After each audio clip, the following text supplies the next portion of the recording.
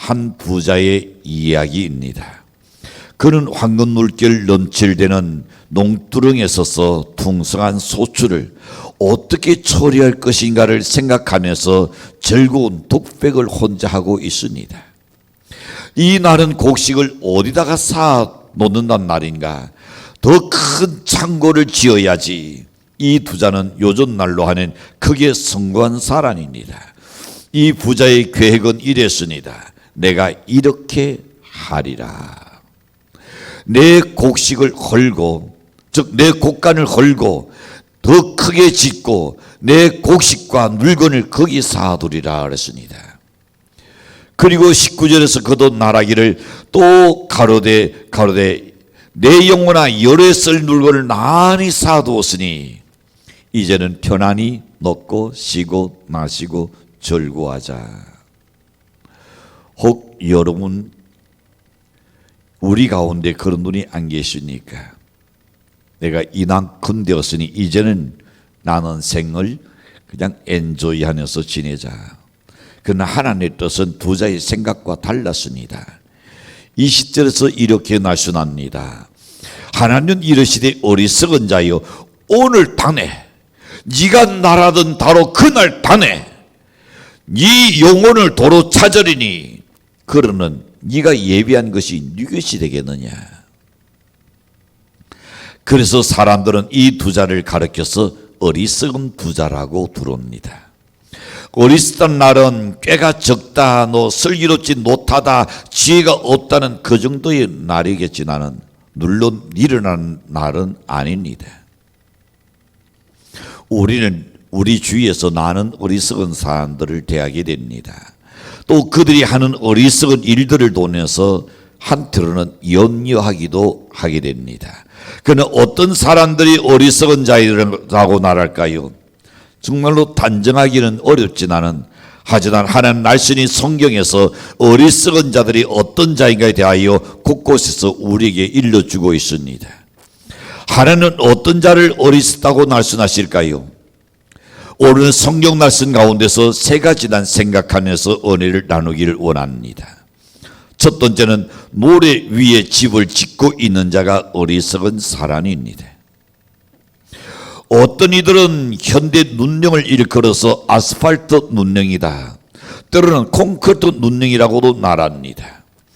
이것들은 둘 다 꼭 같은 것이 있습니다. 모래와 자갈 중요한 요소가 있습니다. 그것 없이는 어렵죠.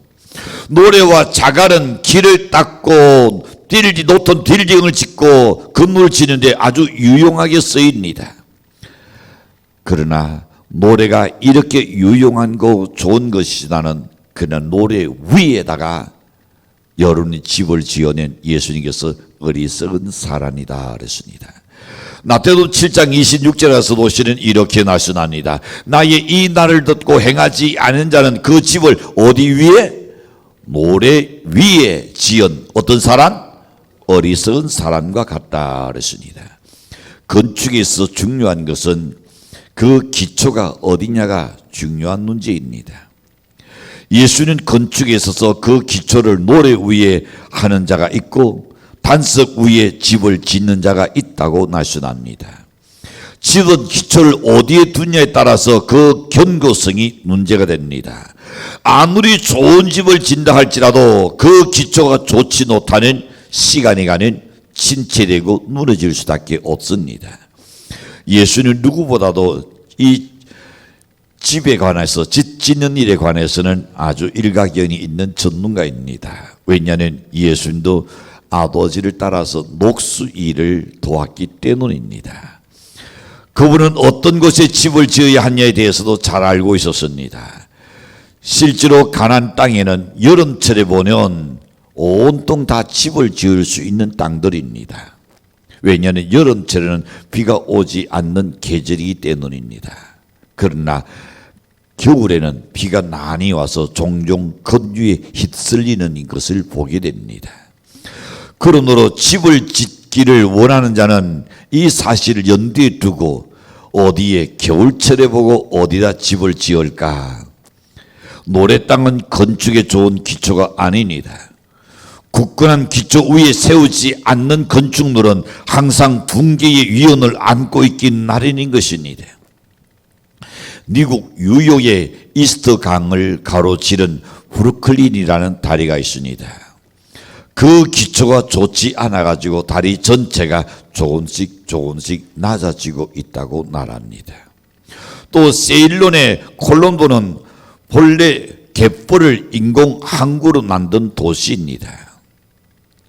그렇기 때문에 그 기반이 견고하지 못하여서 항구 전체가 지금 가라앉고 있다고 말합니다.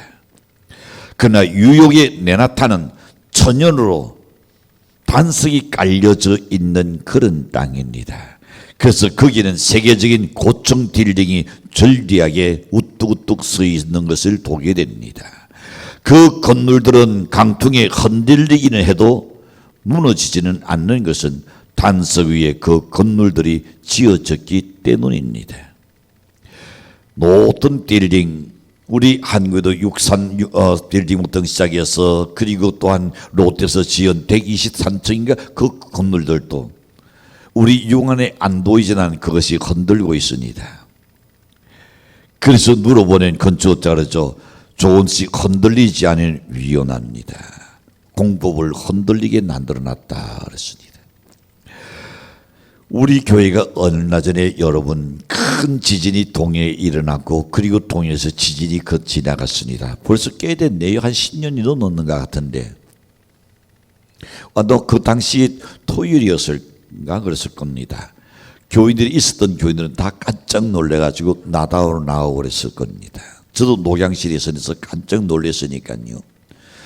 근데 벽에 보낸 옹벽은 갈라지지 않은데 벽돌을 쌓은 곳에는 건이 쫙 가가지고 보수한 일이 있습니다. 그런데도 전혀 이상이 없는 것은 우리의 교회의 밑에는 무엇이 있다? 암단이 닫혀주고 있습니다. 큰 반석이 깰 수 없는, 깨기는 너무 부담스러운 반석이 밑에 받치고 있기 때문입니다. 그래서 든든하니 안심하시고 지진이 난다도 이곳에 오시는 안전할 줄로 믿습니다. 자, 이와 같은 건축에 대한 이치는 우리 인간에 그대로 적용됩니다. 단석 위에 세운 인간은 무너지지 않지만은 모래 위에다 세운 인간은 무너집니다. 그 기초가 단석이냐 모래냐에 따라서 인생의 성태가 달라지는 것입니다. 인류 역사는 흥망성쇠가 무상합니다. 나라는 흥하다가도 멸망할 수 있습니다. 백성은 성하다가도 또한 쇠할 수 있습니다. 위인 열사는 천하를 호령하다도 어디론가 사라져버리는 것을 봅니다. 그러나 단 한 가지, 시대는 변하고 역사는 흘러가도 예수 그리스도는 어제나 오늘나 영원토록 변함이 없을 줄로 확신합니다. 만물보다 영원하고 만대로 살아계신 예수 그리스도는 영원하신 분입니다. 역사는 예수 그리스도를 퇴색케 하지 못한 줄로 확실합니다. 예수는 역사의 중심입니다. 그래서 예수님의 탄생을 기점으로 해가지고 AD와 BC를 나누었습니다. 이거는 믿는 사람든 안 믿는 사람든 다른 종교를 가졌던 어떤 나라든 간에 예수님의 탄생 기점해가지고 AD와 BC로 나누고 있습니다. 누가 그렇게 하자가 아닙니다. 예수가 역사의 중심이라는 것을 오늘 그것만 보더라도 알 수 있을 겁니다. 인생의 기초요 예수님이 길이요 진리요 생명을 했습니다. 예수는 인생의 의자였을 유일한 반석이요 토대요 기초요 노통이 돌인 줄로 믿습니다. 예수님을 의지하지 않고는 견고히 설 수가 없습니다. 그 위에 우리의 인생의 설계라고 그 위에 인생의 집을 지는 자는 지혜로운 사람입니다. 반석이신 예수 위에 굳게 선 인간은 창수가 나고 비가 오고 바람이 놀아쳐 와도 무너지지 않는다. 다시 말하면 어떤 시련과 역경에도 오뚜기처럼 반드시 일어날 줄로 믿습니다. 오늘 넘어지라도 내일 다시 일어날 수 있습니다.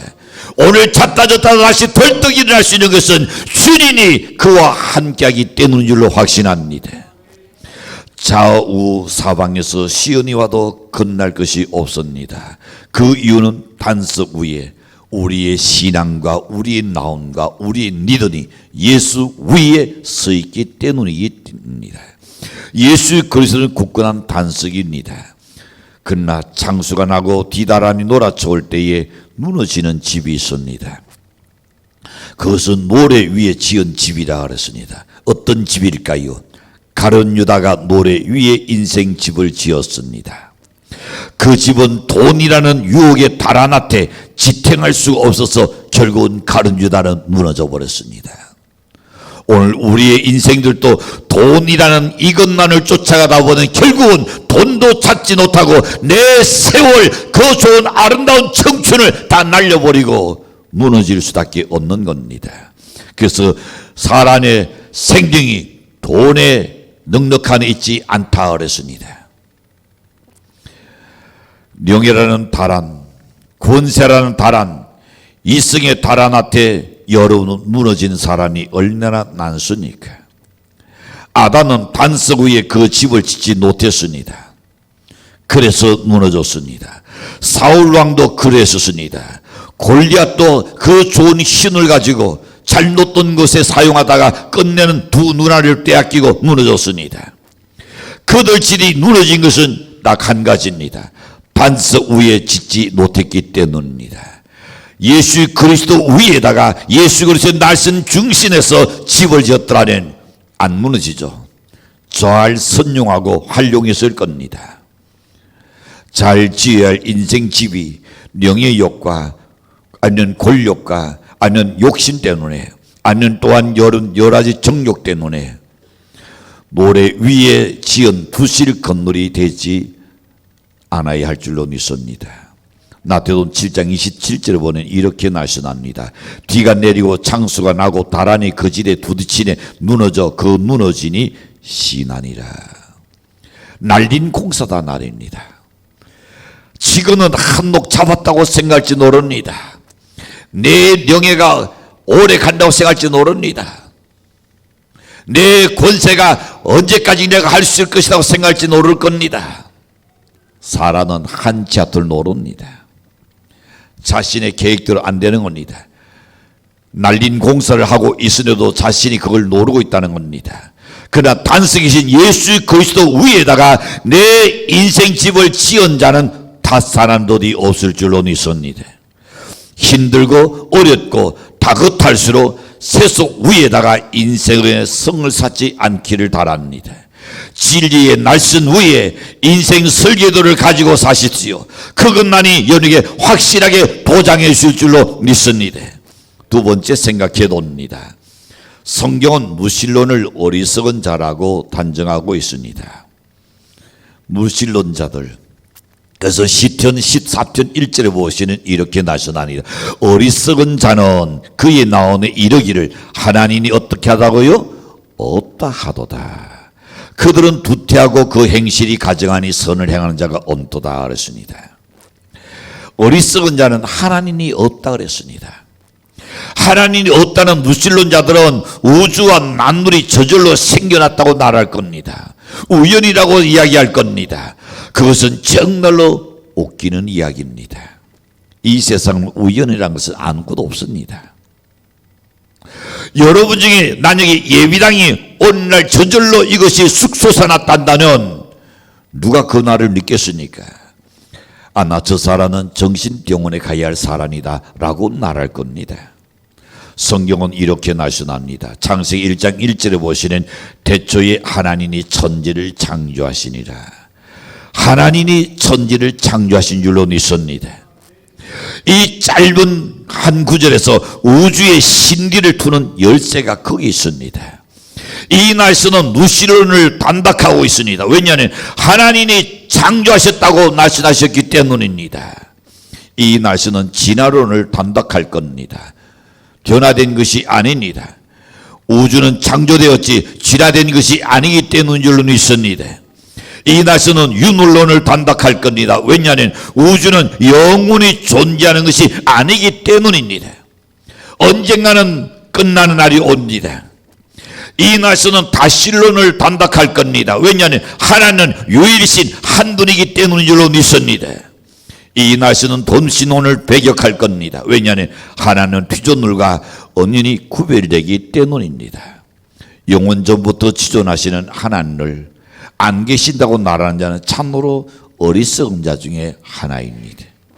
하나님이 없다는 무신론을 아무리 크게 외쳐도 계시는 하나님은 없어지지 아니할 줄로 확신합니다. 없는 것을 있다는 자도 어리석은 자이지 나는 계시는 하나님을 안 계신다고 말하는 자도 똑같이 어리석은 자인에 틀림이 없습니다.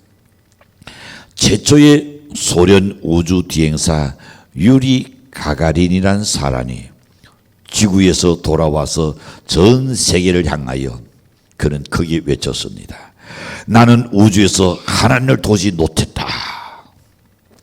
이 말들은 그리고 아주 어린 소녀 고센도그라는 스웨덴의 한 소녀가 이 말을 듣고 가가린에게 편지를 보냈습니다. 우주 비행사 가가린 아저씨에게 나는 당신이 우주를 비행했고 거기서 하나님을 도저히 못했다고 말한 줄 압니다. 나는 당신에게 꼭 한 가지 물어보고 싶은 것이 있는데 그때 당신의 나온이 깨끗했었습니까?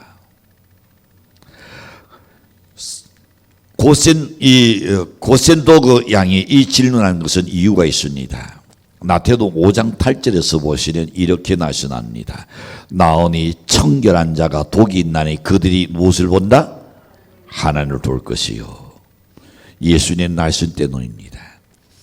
하나님이 없어서 못 본 것이 아니라 당신의 나온에 있는 죄 때문에 본 것이 못 본 것이라고 이야기하고 있습니다. 맞습니까?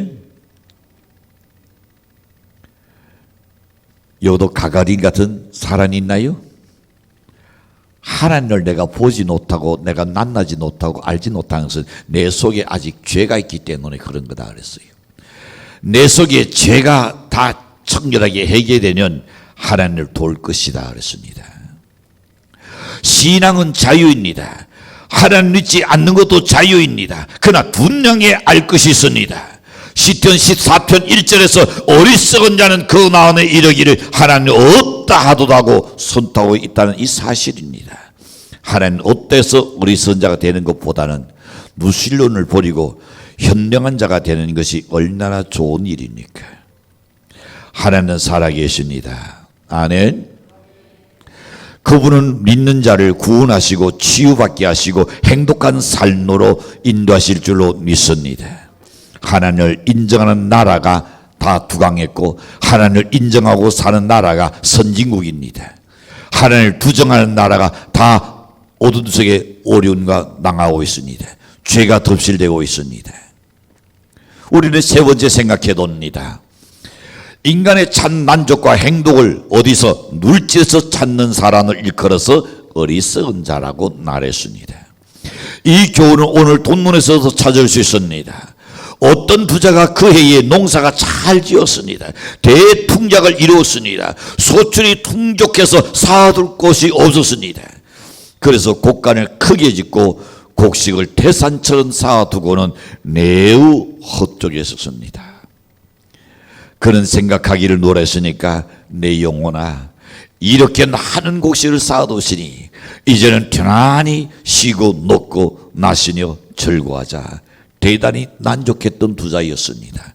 그러나 하나는 그에게 노라고 날씬했으니까 20절에서 말하기를 어리석은 자여 오늘 타네. 자, 네 영혼을 도로 찾으리니 하나님 부르는 호출 안에 안 갈 자가 누가 있으니까 나는 절대 안 가. 아무도 없더라고요. 돈 가진 사람도 부르니까 가고요. 권력 있는 사람 부르니까 가고요. 명예 있는 사람 부르니까 가고요. 잘난 사람도 가고 다 가더라고요.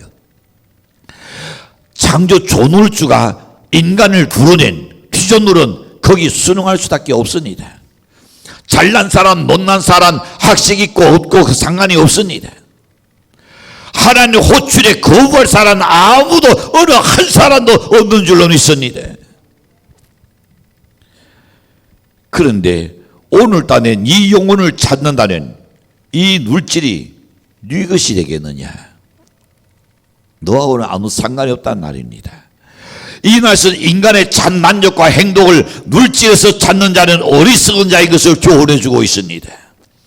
만약에 우리 가운데서도 만약에 행복을, 연애 즐거움을, 인생의 낙을 물질에서 찾으려고 생각한다면 어리석은 자라 말입니다. 돈 많은 사람이 갈등이 어떤가요? 돈 많은 사람이 근심이 어떤가요? 돈 많은 사람이 왜 자살합니까? 왜 괴로워합니까? 돈 많은 사람이 왜 정신병원에 가야 합니까? 거기에서 만족이 없다는 겁니다. 왜냐하면 하나님은 인간을 창조하실 때에 물질로 채울 수 없는 절대 공간을 인간에게 주셨습니다. 다시 말하면 사람은 육신과 영혼으로 지원받았기 때문입니다. 육신은 흙에서 취하였고 영혼은 하나님께서 직접 부어주신 겁니다. 그래서 사람은 육을 위하여 흙에서 나는 닷을 놓고 흙에서 나는 채소와 물을 놓고 삽니다. 그뿐 아니라 흙으로 뒤진 육신이기 때문에 육신은 가능한 땅과 낫다야 그래야 건강하게 살 수가 있습니다. 그래서 서 있는 것보다는 앉아 있는 것이 편안하고 앉아 있는 것보다는 눕는 것이 편안하고 눕는 것보다는 흙 속에 들어가는 것이 더 편안하다는 말이 있지 않습니까?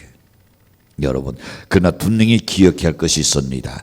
사람이 땅에서 나는 것을 아무리 많이 먹고 아무리 많이 취해도 그것으로 만족함을 얻을 수 없다는 사실입니다. 어떤 의학자가 말하기를 사람이 27세나 지나는 인체 속에서 뇌세 현상이 일어난다 그랬습니다. 그때부터 이제는 점점 쇠하여 가기 시작합니다. 세포도 점점 줄어들기 시작합니다. 헛사가의 한 구절은 우리를 슬프게 해줍니다. 인산녹용 조타에도 널른 길 못났고 진시황의 불사약도 죽는데 거사다. 인생 한번 죽는 길을 누가 감히 피할 소냐. 분명하다 이 큰 사실 너도 나도 다 당하리. 이것이 육신적인 즉 육신적인 사람의 허무요 비애요 슬픔입니다. 내가 내 영혼에게 이르되 영혼아 열에 쓸 물건을 많이 쌓아두었으니 편안히 쉬고 먹고 즐거워하자. 이 얼마나 어리석은 자의 장단이요 큰 소리냐 말입니다.